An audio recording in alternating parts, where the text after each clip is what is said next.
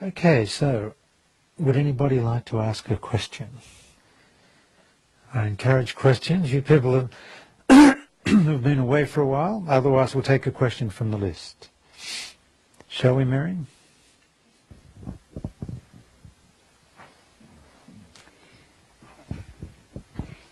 Okay, this question is from Diane, who is from the Bay Area. Hi, Leonard and Mary.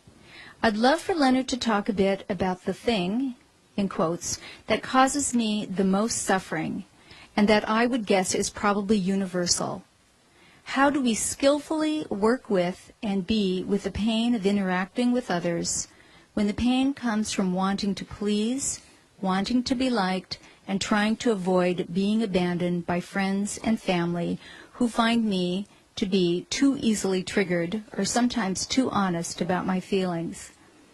Separate from my question, here's my confession. I've always been someone who is terrified to completely be myself and to prioritize taking care of myself because I believe no one can handle my imperfection, and I'm terrified of ending up completely alone in the world. If you decide to use my question, you're welcome to share my confession and name too, if appropriate, with gratitude and love for you guys. Okay, it's rather a long question.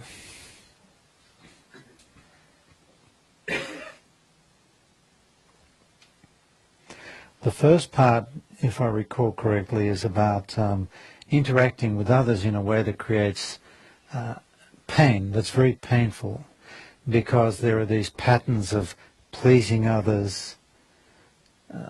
That was the main gist of it. Can anyone relate to that? Does anyone in this room have that? Hands up the pleasers. Well, hands up those that didn't have your hands up. Maybe you need to do a little pleasing. It could go the other way. Okay, but the pleasers, you know that it can be painful because you keep pleasing, you're seeking acceptance at some level, approval, love, and it doesn't always work, does it? You just tend to lose yourself in the other, and the other invariably finishes up stinging you in some way. Right, folks?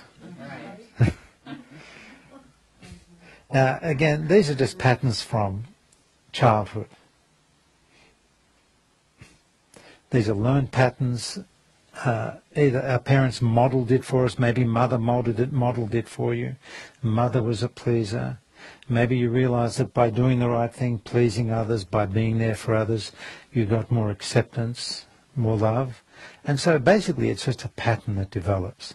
It's a pattern and a strategy that develops at a very early age in order to gain acceptance or avoid rejection, to gain a sense of belonging somehow. But all that happens in the process is you lose yourself, and that's where the pain comes in. Because quite literally you're energetically moving away from yourself as you're trying to please another. I mean, you can feel it energetically. What do you want? How shall I please you? Please don't judge me. Won't you accept me? Literally, energetically, it's a movement away from myself to you. I'm giving you the power. And the only way to really overcome these tendencies, these patterns, these deeply ingrained strategies, is to own, acknowledge, and confess it whenever it arises. You have to catch yourself. You have to confess it and say, I just noticed I'm trying to please you. And then you disengage from it. Or maybe you say, if I'm going to please you, you better damn well appreciate it. You better respond appropriately. You better love me, accept me, approve of me, and give me exactly what I want, or I'll stop pleasing you.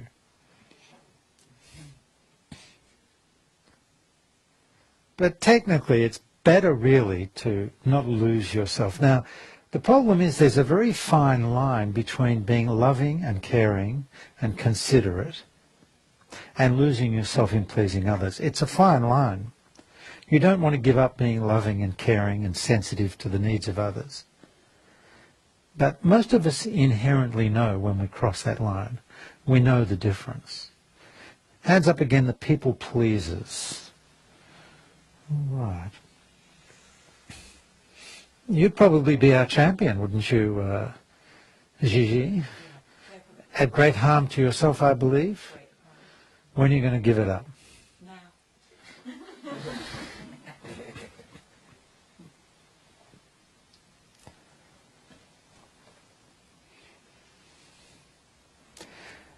The second part of the question or the confession is about judging herself.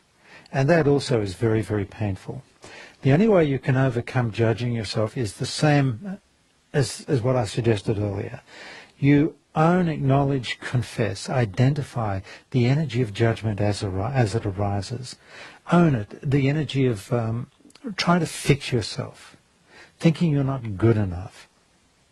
You can't escape from these things. You can't step aside from them. You have to literally step right into it, embrace it, be it, feel what it feels like, feel the pain, own it, acknowledge it, confess it, then step out of it.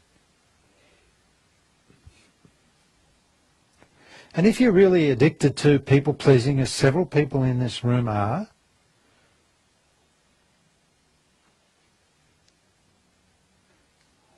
then go up to the people you're pleasing.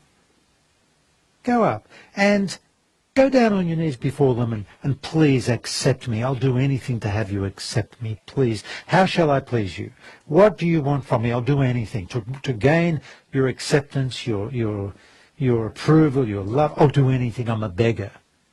Because that's really what's underneath it.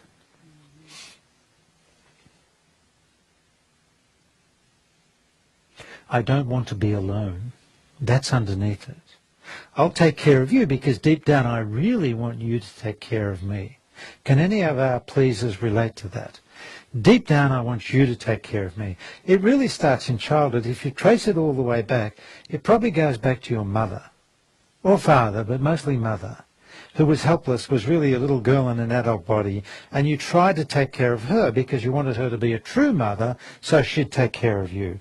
Then you get caught in that loop. The problem is your mother never really grew out of being a little girl. She never really responded the way you wanted, and no one ever will. They're not supposed to. They're here to wake you up out of that pattern, out of that strategy. I hope you're not listening to any of this, Mary.